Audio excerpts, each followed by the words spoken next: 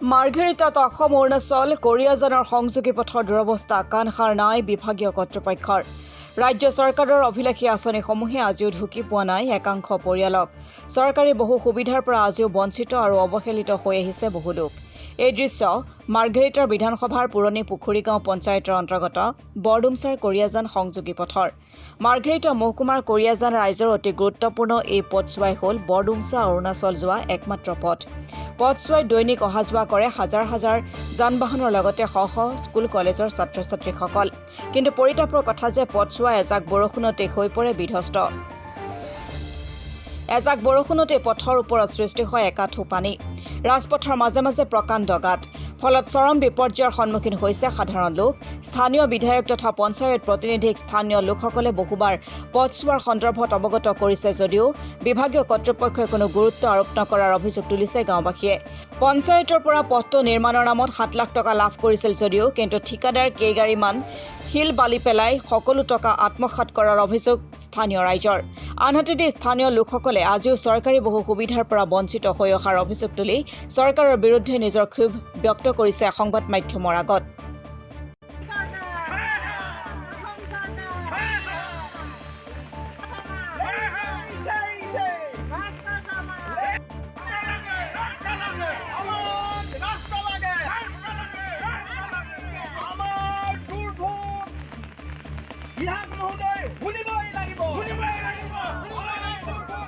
সকলো ইয়াত উপস্থিত সকলো প্ৰত্যক্ষদৰ্শীয়ে দেখি আছে যে আমাৰ আচলতে আমি কি পৰ্যায়ত আমি বসবাস কৰি আছোঁ। আজি এই 20 শতিকাৰ পিছতো যেনেকৈ মানুহে উন্নত শিখৰলৈ আগবাঢ়ি গ'ল, কিন্তু আমি আজিও সেই এলাগী হৈ ৰ'লোঁ।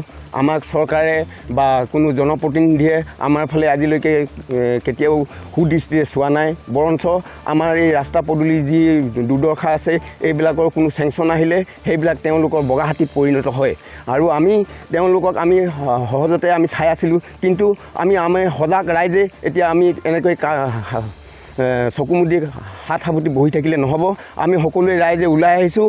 আমি ভৱিষ্যত প্ৰজন্মৰ উত্তৰ কামনা কৰি এই পথটো যাতে এটা সুন্দৰ পৰিৱেশ আৰু পকীকৰণ কৰি দিয়ে চৰকাৰে, বা আমি ভাস্কৰ সমাদেৱক আমাৰ স্থানীয় বিধায়ক তেখেতক আমি বাৰম্বাৰ নিবেদন কৰিব বিচাৰিম যে আমাৰ এই পথটো পকীকৰণ কৰি দিব লাগে।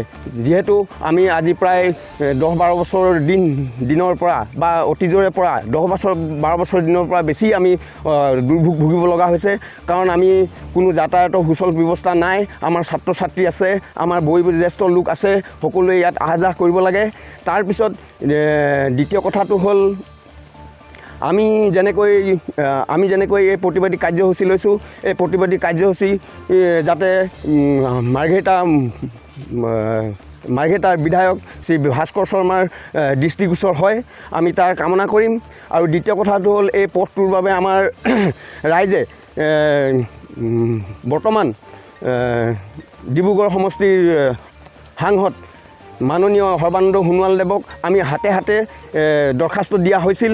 কিন্তু সেই দৰখাস্তৰ দিয়াৰ পিছত আমি মাৰ্ঘেৰিটাৰ যিটো আমাৰ MLA বা বিধায়কৰ যি কাৰ্যালয় আছে, বিধায়কৰ কাৰ্যালয়ৰ লগত আমি যোগাযোগ কৰিছিলোঁ। কিন্তু যোগাযোগ কৰিবলৈ যাওঁতে তেখেতক আমি লগ নাপাওঁ। আৰু তাত থকা যিসকল PA আছে, কৰ্মৰত যিসকল PA আছে, PA সকলক আমি অনুৰোধ কৰিছিলোঁ যে আমি ভাস্কৰ শৰ্মাক আমাক যেনেকৈ হ'লেও আমাক লগ কৰাই দিয়ক। কিন্তু তেওঁলোকে আমাক লগ কৰায়ো নিদিয়ে। আমি তেওঁলোকক ফোন কৰিলে তেওঁলোকে আমাৰ ফোনৰ কোনো প্ৰত্যুত্তৰো নিদিয়ে। আৰু সেইদৰে আমি আজি এই অৱস্থাত আমি থাকিব লগা হৈছে। গতিকে মই কাণ চোৱাব বিচাৰোঁ যে যিসকল আমাৰ মাৰ্ঘেৰিটা সমষ্টিৰ যিসকল নেতা আছে, বৰ্তমান চৰকাৰৰ লগত জড়িত থকা যিসকল নেতা আছে, তেওঁলোকে যাতে আমাৰ এই পথটো প্ৰায় 1.8 কিলোমিটাৰ পথটো যাতে পকীকৰণ কৰি দি আমাৰ এই বহুদিনীয়া যি সমস্যা, পথৰ যি বহুদিনীয়া সমস্যা, সেই সমস্যা সমাধান কৰি দিব বুলি আমি আশা কৰিলোঁ। এইটো যোৱা পঞ্চায়ত নিৰ্বাচনৰ ঠিক 3 মাহমানৰ পাছতে এই পথটো 7 লাখ টকাৰ এটা অনুদান হিচাপে আহিছিল। আৰু সেই যেতিয়া আলিটো আহিল তেতিয়া তাৰ কোনো ৰাইজক কোনো খবৰ খাতি দিয়া নহ'ল, কোনো নিৰ্মাণ সমিতি বা কিবা কমিটি এখন বনাই দিয়া নহ'ল। তেওঁলোকে যি ইচ্ছা নিজৰ ইচ্ছামতে তেওঁলোকে নিজৰ ঠিকাদাৰ নিয়োগ কৰি এই পথটো নিৰ্মাণ কৰিলে। কিন্তু অতি পৰিতাপৰ বিষয় যে মাত্ৰ 10 ট্ৰেক্টৰ চেঞ্চিঙত পেলাই এখন JCB সমান কৰি আৰু 4টা কালভাৰ অতি নিম্নমানৰ কালভাৰ নিৰ্মাণ কৰি তেওঁলোকে সেই 7 লাখ টকা সৰকাই লৈ গ'ল। যতদূৰ সম্ভৱ আমি ভবামতে খুব বেছি 70 বা 60 হাজাৰ টকাৰ কাম হৈছে, কিন্তু বাকী প্ৰায় 6,20,000 টকা তেওঁলোকে পকেটত ভৰাই আমাৰ ৰং ৰূপ চাই আছে। এতিয়া আমি সেই বুলি ভাবিম। আমি এই যে যিসকল তেওঁলোকে ঠিকাদাৰসকলে কাম কৰিছিল তেওঁলোকক আমি নাকি লগাবলৈ আমি বাৰম্বাৰ আমি কি প্ৰশাসনক বা দলীয় কৰ্মকৰ্তাসকলক আমি অনুৰোধ জনাম যাতে আমাৰ ভৱিষ্যতে এনে দুষ্কাৰ্য বা এনে দুৰ্নীতি পথৰ সংক্ৰান্তত হ'ব নোৱাৰে। ধন্যবাদ।